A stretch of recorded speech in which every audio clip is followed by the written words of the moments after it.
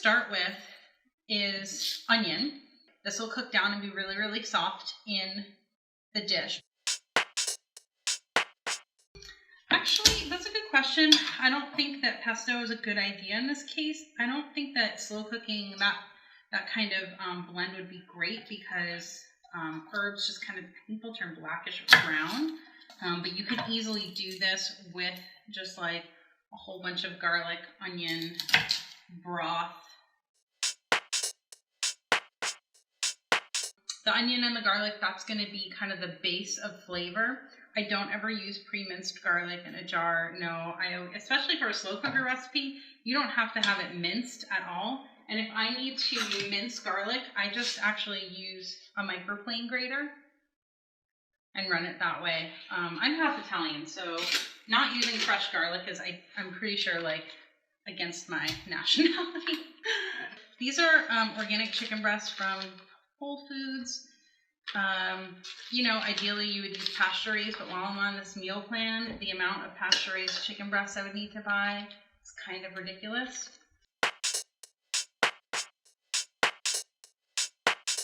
This time I'm going to use 2 big jars of this, if you guys can see it. I'm going to see how much this is because I might not need both of these jars. Yeah, I don't know, that might be enough. That 1 jar might be enough. This is the Casandrinos extra virgin olive oil. You can go to casandrinos.com. I'm going to add some other spices.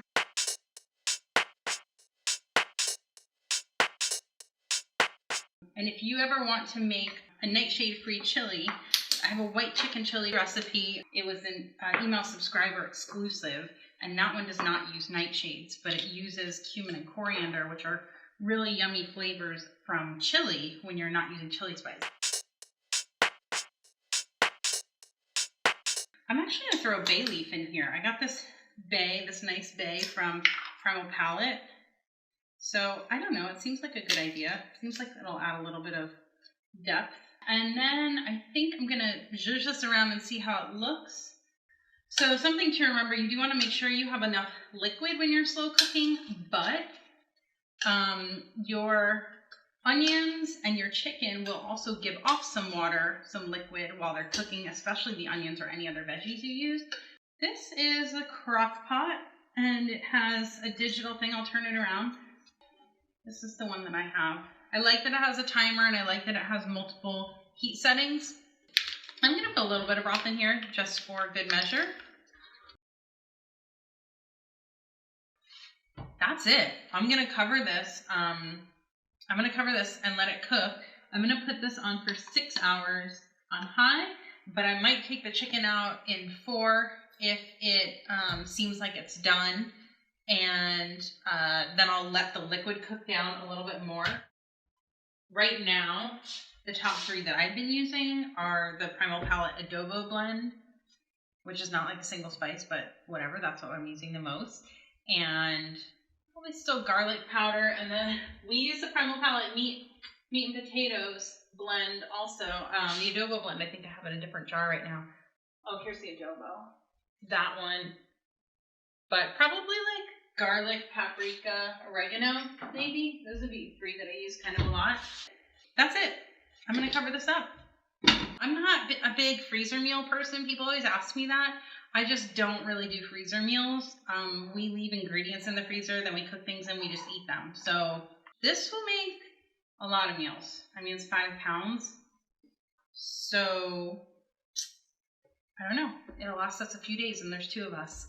All right, thanks you guys. I hope you enjoyed learning how to make this really quick and easy green chili chicken. I guess, no, I can't reach from here. I can't reach from there. Bye guys. We're gonna remove the chicken from the slow cooker. I don't think I'm gonna take the liquid out. I'm gonna leave the liquid to cook down, but I wanted to show you what the chicken looks like because it's pretty much ready. So here we go. I'm gonna remove the big chunks of chicken breast that are cooked through. See, you can see that it's cooked all the way through. So there's a few little pieces of chicken in there, but that's what it looks like now. And I'm gonna leave this on though for a few more hours. I'm gonna let it reduce. This was about 4 hours on high. So Scott shredded this all by hand. I know sometimes people are curious about using forks. He seems to think that it's easier by hand. I think that's probably true. I've shredded meat with a food processor before. It gets really, really fine, and it's better for like tuna salad or chicken salad. So what I wanted to show you guys is how I make the sauce, because that's I think it's kind of an important part here. Whatever was in the slow cooker, I put into my Vitamix half at a time, because you don't want to fill a blender more than halfway when you have a hot liquid. So I filled it halfway, which was about half of what I had left in the slow cooker. And then when you use a blender with a hot liquid, you don't have the centerpiece in the top of the blender. So here's what it would look like flipped. This is the top of the Vitamix. So you don't use this. I take like a grungy kitchen towel that I don't care when it gets stained. I put that on top, and then I put another one that can cover the edges of the top of the Vitamix, because I've had way too many accidents where the lid just wasn't on tight enough. I'm going to show you guys what I'm going to do with this. I'm cooking it and reducing it so it'll be more of a sauce than a soup texture, which it is now. You could easily take this and leave it this texture, put the chicken back in, put a bunch of veggies in it, and just call it a chili. That would be pretty awesome.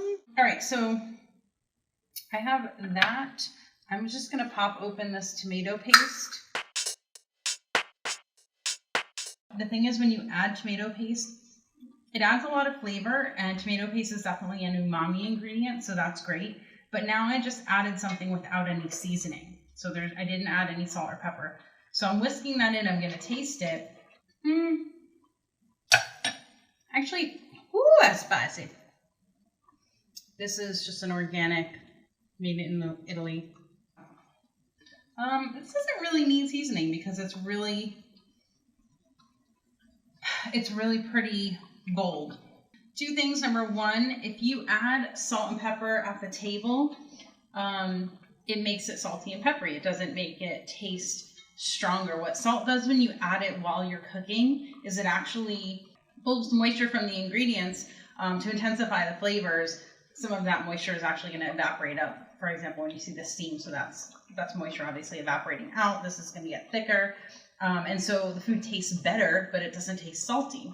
But umami is sort of the fifth sense. It's a thing that adds like deep, rich flavors to things like fish sauce, tomato paste, anchovies, typically ingredients that are high in glutamate. So people know MSG, which is short for monosodium glutamate. They know that as an additive. It's just a flavor intensifier. So natural forms of glutamate will give you that intensity and flavor. Broth is actually also something else that can do that. So that's it. I'm just going to let that simmer. I'm actually going to put the lid on. I'll show you guys what it looks like. Hang on a sec. Kind of is like an enchilada sauce at this point. So I'm going to let that bubble, and that's it. I'm going to let that bubble away.